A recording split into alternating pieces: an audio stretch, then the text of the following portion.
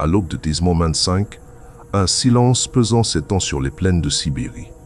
Au cœur de la nuit, l'Ukraine lance l'une de ses opérations les plus audacieuses depuis le début de la guerre, son nom de code, Opération Spiderweb, 117 drones, 6 bases aériennes russes, un objectif, frapper au cœur de l'aviation stratégique ennemie.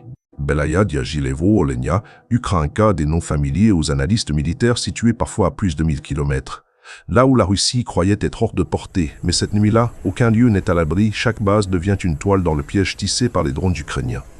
Dans des hangars camouflés, des camions modifiés s'activent, les équipes ukrainiennes, sous tension, arment leurs drones, fait piser, antennes alignées, caméras prêtes à transmettre, les images de destruction. AZR-2I-7, la première vague décolle, invisible silencieuse, une armée d'insectes mécaniques fondant dans la nuit. Les drones franchissent les lignes.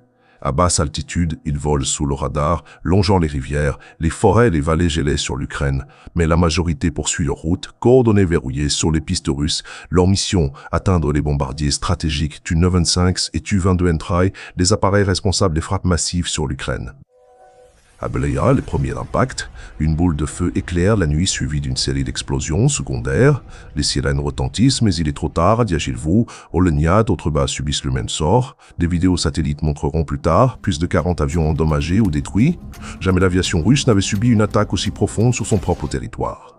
Les pompiers militaires courent entre les flammes. Les soldats évacuent les hangars, tentent de sauver ce qu'il reste. Les communications sont brouillées, les alarmes saturent, les fréquences au Kremlin. Les premières alertes tombent. Une seule question se répand. Comment ces drones ont-ils pu arriver jusque-là? Derrière cette attaque se cache une planification minutieuse. Les ingénieurs ukrainiens ont combiné technologies occidentales, certains drones ont été lancés depuis le territoire, Russe lui-même infiltré au préalable. L'opération a nécessité des mois de préparation, de reconnaissance satellite et de tests de portée, chaque frappe, chaque trajectoire, calculée au millimètre près. Kiev revendique 7 drones déployés et 81 avions neutralisés. Les images satellites confirment de lourds dégâts déminités. Cette opération bouleverse la doctrine militaire russe. Les bombardiers stratégiques sont déplacés plus à l'est. De nouvelles défenses anti-drones sont installées à la hâte, mais cela coûte cher. En temps et en ressources, pour l'Ukraine, c'est une victoire psychologique, une démonstration de force et d'ingéniosité. Depuis l'opération Spiderweb, les drones ukrainiens frappent plus loin, plus souvent. Chaque nuit, les bases russes vivent dans la peur du prochain essaim. Des ingénieurs travaillent jour et nuit pour adapter les modèles, augmenter la portée, réduire le bruit. La guerre moderne se redéfinit à chaque vol.